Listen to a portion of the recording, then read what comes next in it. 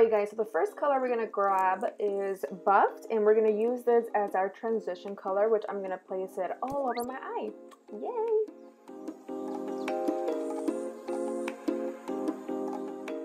Now for the next color, you guys, I'm going to be going in with Tan Lines, and I'm using a Ofra blending brush, and I'm going to apply this color in the crease. What I was noticing, you guys, with these colors is that they blend very well together and they are super creamy, so I'm super excited to use the other shades in the palette, but so far so good. Now, you guys, to darken up the outer corner, I'm going to be going in with Cabin Fever, and I'm just working this, as you guys can see here, towards the outer corner, and I'm going to work a little bit in my crease. But they are blending out very well together, so I'm super impressed with these Makeup Geek eyeshadows. Alright guys, so now to deepen out that outer corner, I'm going in with Dark Rose, which is the darkest shadow in the palette. So far so good. I think the only thing that I noticed was that this color was a little bit hard to blend out. I think for the same reason that if you guys saw my Snapchat, it seems a little bit chalky on the eyes. It blends out okay, but I'm still not satisfied, one, with the pigment. I wish it was a little bit darker, and two, I felt like it was a little bit hard to blend out on the eye. Okay, so next step, I'm going to go ahead and carve out my crease. I'm using my MAC NW15 Pro Longwear Concealer. Normally, I use my Urban Decay Eden Primer, but I think I lost it. I can't find it, so this will do. Alright, you guys, now it's time to blend out the outer corner. I'm taking the color Buffed, and I'm using a Smashbox blending brush. This brush came with one of their palettes, and I love it. And then, you guys, followed by Tan Lines. We're doing the exact same thing, and we're using patting motions. And then, you guys, next we're going to go in with Dark Roast, and we're going to go ahead and darken up that outer corner. So now I'm taking a EB21 brush from Sedona Lace, and I'm going to take the color Dark Rose just to darken up that crease area. Alright, you guys, so now I'm going to go ahead and fill in the lid space, and I'm taking the color Grandstand, which is the really pretty champagne color in the palette, and I'm using a MAC 233 to apply it. What I am noticing, though, is that this color is very subtle and it's very light, which I feel like it would be really great for my brides. I thought it was going to be a little bit more like a pop, like in your face type of shadow, but that's not the case. It's a very nice subtle shadow, so I feel like this would be really great for my clients who don't like glitter but want a little shimmer on the eye for their wedding day. But it does blend really well onto the eye, which is something that I really appreciate when it comes to shimmery shadows. It doesn't provide like that chunkiness towards the outer corner when you do half cut creases, so I'm really impressed with this shadow, even though I just wish it was a little bit more pigmented. Now, to highlight the inner corner, you guys, I'm going in with Rapunzel, and it's such a pretty color to use for the inner corner. It really gives you that nice glow and highlight, so I definitely love this color, and it's super creamy as well, so I can definitely see myself gravitating to this color for the inner corner. I'm going to start off with coating my lashes before we apply some falsies, and I'm using the Tarte Lights Camera Lashes Mascara, and then I'm going to go in with some lashes. And per usual, I'm going in with Wink Envy lashes in the style Chingona. Now, to smoke out my lower lash line, you guys, I'm just going to go in with Cabin Fever and Dark Roast.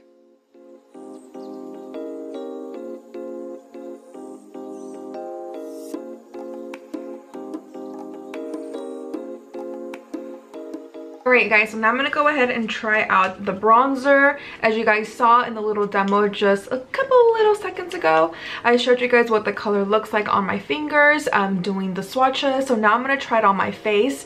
I am super fair. I'm very pale. So I felt like this when they asked me if I was fair, medium, or dark, I was like, think I'm more in the fair, because with the medium skin bronzers usually turn off to be really orange on me. So I thought, why not, let's just do the fair. It feels very smooth, very smooth and very soft. Oh, you can see the difference here. I like this. Right here it's snatched, very snatched, and then on this side we have no product yet. So I think this actually fit my skin tone pretty well. I wasn't expecting it to. By my swatches on my finger, I felt like it was gonna be too light, and I was not gonna be able to tell that I had a bronzer on. But yeah, this matched perfectly for me, so I really like this. I'm gonna see if this is buildable, so I'm gonna go back in with more product. I'm dusting it off on my wrist there. And it's not orange, so it really fit my skin tone very well. And when it comes to contouring my nose, I also don't want any product to be visible. Very impressed, you guys. I'm in love with this powder. Super in love with this bronzer. So it's definitely a 10 for me. I love it. I love how well it blends. I really love how it's really buildable. It seriously fit my skin tone super good, and I'm obsessed. I love this. I love this. Alright guys, now for a highlight. Makeup Geek also sent me this highlight. This is the color Luster.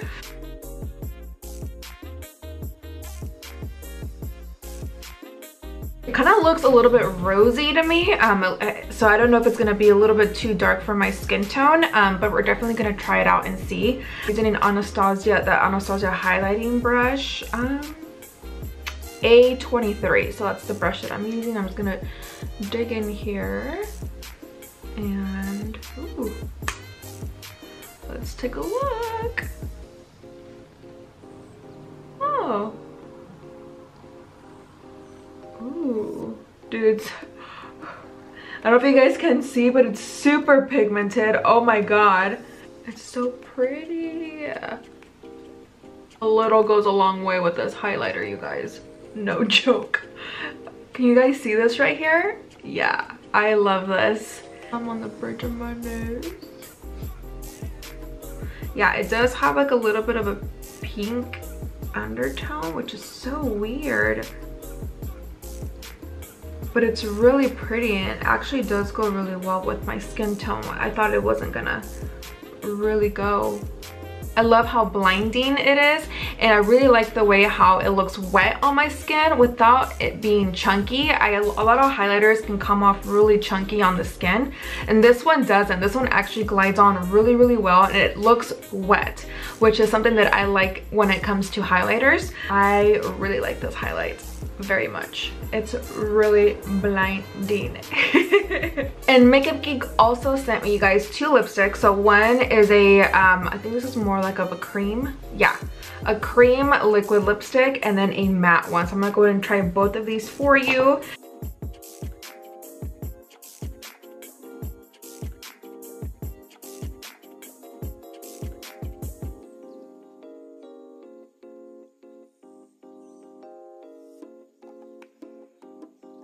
Alright guys, so this is what this color looks like. What color is this? Jetsetter. So this cream liquid lipstick is super comfortable, and it's very moisturizing, whatever, on the lips.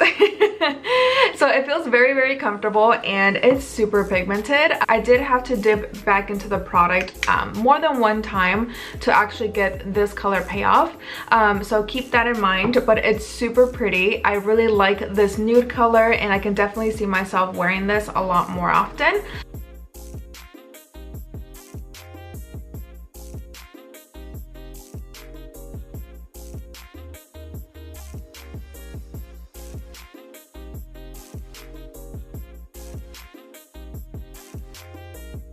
Alright guys, this is Beach Bunny.